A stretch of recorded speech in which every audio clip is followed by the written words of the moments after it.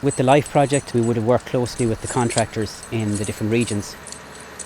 The contractors are already familiar with methodology for wildlife-friendly mowing, which is not just good for the corncrake, it's good for other species too.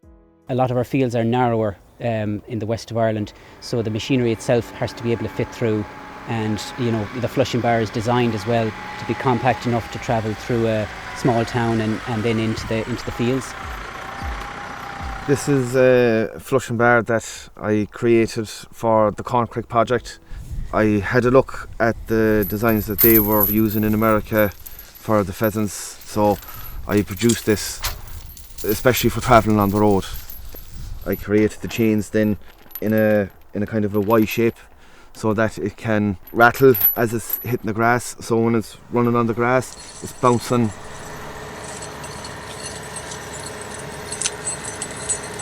We normally consult with the contractor before he starts, and the farmer or the landowner, especially if there's a corncrake present. So in some of our LIFE project sites, it is good practice and it's compulsory to cut from the middle out wildlife-friendly mowing, regardless of a bird being present or not.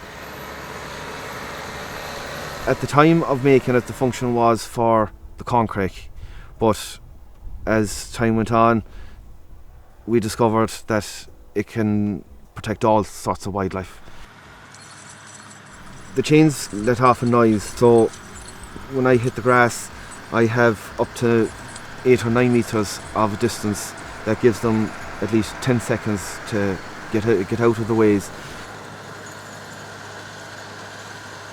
In fields where the birds have been heard during the season, or where there's some indication that there's breeding activity, it's particularly important that we're there to monitor as well. So field workers, field officers and other staff are there on the day to make sure that we're eyes on the ground as the contractor works, but we also talk to the contractor in advance about what we've agreed to do with the farmer. So they'll start initially cutting at the top of a field and cut 3 or 4 swards so that they're not driving over grass that is yet to be cut.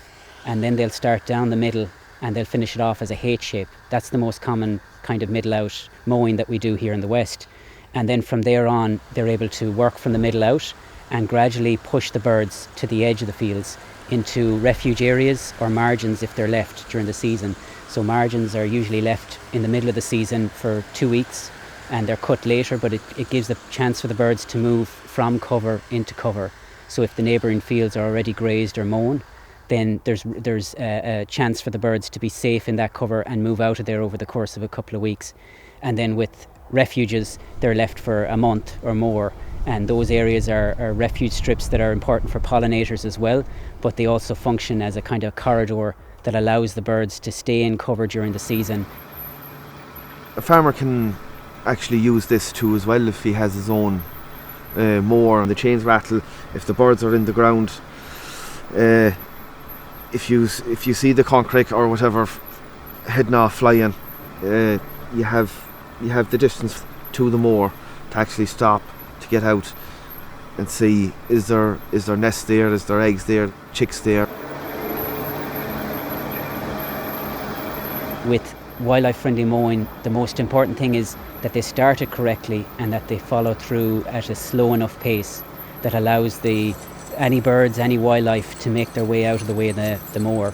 And so the flushing bar is a great help because it now moves the point of contact really ahead of the tractor and the mower, and it gives an extra few seconds for any birds or any chicks, especially if they're trying to make their way through long grass, to get out of the way of the mower and to exit the field safely.